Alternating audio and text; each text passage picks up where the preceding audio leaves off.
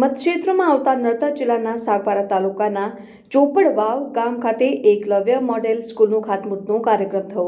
કાર્યક્રમમાં રાજકીય કિનાખોરી રાખીને નર્મદા જિલ્લા વહીવટીતંત્ર દ્વારા આમંત્રણ આપવામાં નથી આવ્યું, છતાં કાર્યક્રમમાં ઉપસ્થિત રહી તંત્રને યોગ્ય સૂચનો કર્યા। આવી ઘટના ફરી વખતે ન બને તેનું ધ્યાન વહીવટીતંત્રને પદાધિકારીઓ રાખવા જરૂરી સૂચનો કર્યા।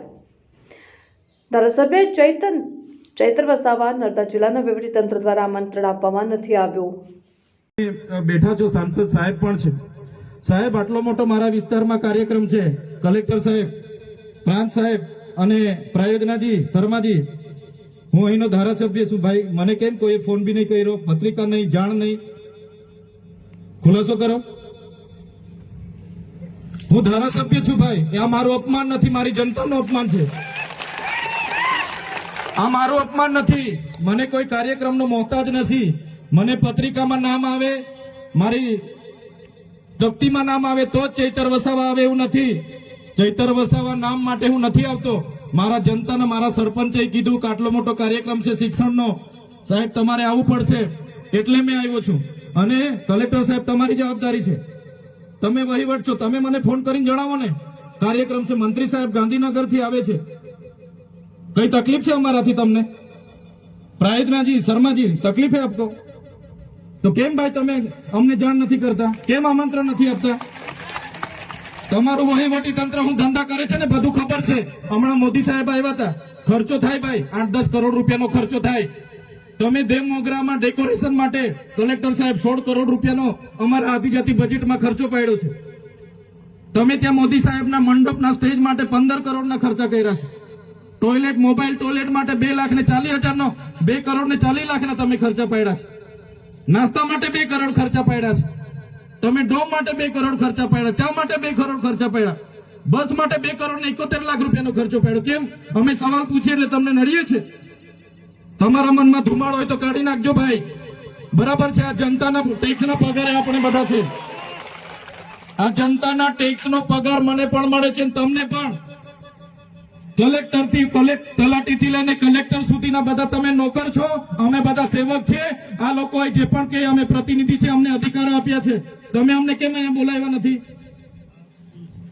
ના સાહેબ, અમારે વિદ્યાર્થીઓ અમે કેવું પડે છે, અમને કઈ તમે દર વખતે ચિકદામાં કીધું, દર વખતે આ જ પ્રશ્ન ઉભો કરો છો, દર વખતે આ જ પ્રશ્ન ઉભો કરો છો। ઓ ભાઈ, ધારાસભ્ય છું, લોકોએ મને ચૂંટ્યા છે, મને આમંત્રણ જોઈએ ભાઈ। આ કોઈના પૈસાથી આ બિલ્ડિંગ નથી બની, તમારા ઘરના પૈસાથી બની છે। અરે વિષય પર તો મને આમંત્રણ કેમ નથી આપ્યું? મને જાણ કોઈ એક ફોન કેમ નથી કર્યો? કેમ ભાઈ? અમે ધારાસભ્ય ચૂંટાયેલા છે, લોકોએ અમને અધિકાર આપ્યા છે, અમારો અવાજ તમે દબાવવાની વાત કરો છો। અમને કેમ નથી આમંત્રણ આપ્યું? તમારે આમંત્રણ આપવું જોઈએ ને અમને। ઓ ભાઈ, બંધ કરી દેવાડો, મારા અધિકાર છે ભાઈ। તમે લો આવો, બંધ કરી દે એટલે આમંત્રણ કેમ નથી? બંધ કરી દે એટલે બંધ કરી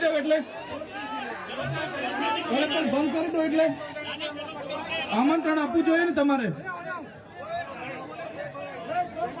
અમને તમે આમંત્રણ કેમ નથી આપ્યું ભાઈ? અમે ચૂંટાયેલા ધારાસભ્ય છે, અમને એક ફોન કોઈનો આવ્યો નથી। કલેક્ટર સાહેબની જવાબદારી છે। આ કોઈના કમલમના પૈસાથી બિલ્ડિંગ નથી બની ભાઈ, કોઈ તો પછી પણ સાહેબ અમે તમારી રિસ્પેક્ટ કરીએ છીએ સાહેબ, ને દરેક સરકારના કાર્યક્રમમાં હું હાજર રહું છું।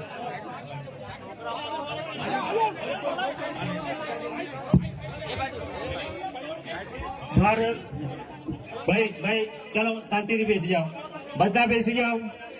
એ ભાઈ બધા બેસી જાઓ, બધા બેસી જાઓ, ચાલો શાંતિથી બેસી જાઓ ભાઈ, આગળ નહીં, બેસી જાઓ શાંતિથી ભાઈ।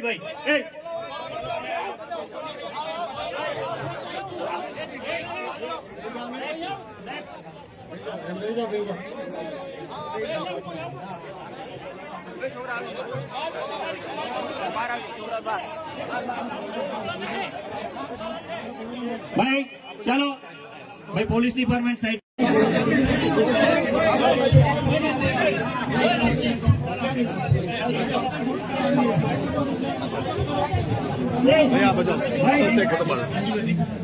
હાલો, આપણે શાંતિ રાખીએ છીએ ભાઈ. આ શિક્ષણ એ બધા માટે જરૂરી છે અને શિક્ષણનો કાર્યક્રમ છે. આપણે બધા ખૂબ શિક્ષિત છીએ ત્યારે આ સ્ટેજ પર આવ્યા છે. આપણે પણ એ જગ્યાએ હતા કે જે આપણા બાળકો બેઠા છે ત્યાંથી ભણતા એ આખો સમાજ આજે આ સ્ટેજ પર શિક્ષણ થકી આવ્યો છે. બિલકુલ શાંતિ રાખીએ. અને આપણી વચ્ચે આપણા માનનીય સાંસદ સભ્ય શ્રી મનસુખભાઈ વસાવા સાહેબને હું વિનંતી કરું છું